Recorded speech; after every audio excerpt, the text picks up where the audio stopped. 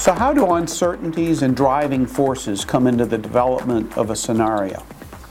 Well, as you're thinking about the focal question, that drives, as I said, that drives your research. And so one of the things you want to then do is go out and interview stakeholders, conduct research that's going to help you identify patterns where there are things that literally it's where people have multiple opinions. That's one of the first things to look for, is where do people have differing opinions about how something is going to happen in the future. That gives you a clue that that's probably uncertain, right? And there may be explicit things that people, you ask questions about what keeps you up at night, that you can't know and that really bother you. Or another great question is, if you had the answer to this particular question, what would the question be that would help you think about all the other stuff that you had to do in the future, right? Well, if you had that one answer, you could be, you would be scot-free about how things were delivered in the future. So those kinds of questions help identify the uncertainties.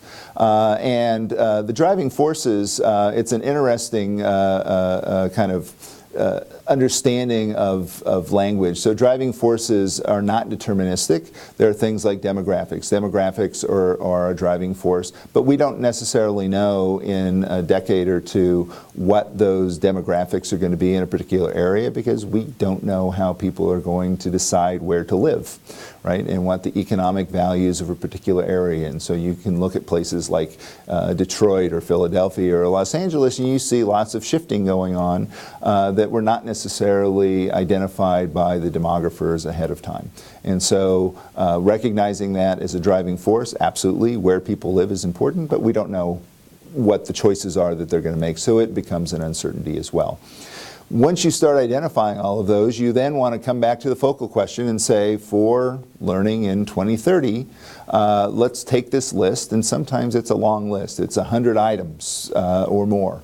And you just kind of put them out randomly. You can identify them if you want to by their STEEP category, their social, technological, economic, environmental, or political category, or you can just put them out as a random list, and then you have people vote on them. In the process that I believe we're going to be using a survey instrument to gather the voting and to identify what the priorities are.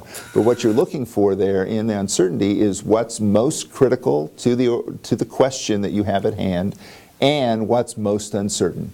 And to the top bubble these very, very big ideas of things that are absolutely important to the kinds of planning that the stakeholders have brought to the table. So again, if you've got this diverse group of people, they're all going to bring their identities and their backgrounds and their biases and their opinions. But you start seeing a consensus build, and you start seeing that these ideas bubble to the top, and those become your critical uncertainties, and those drive the scenario matrix as you start to develop it.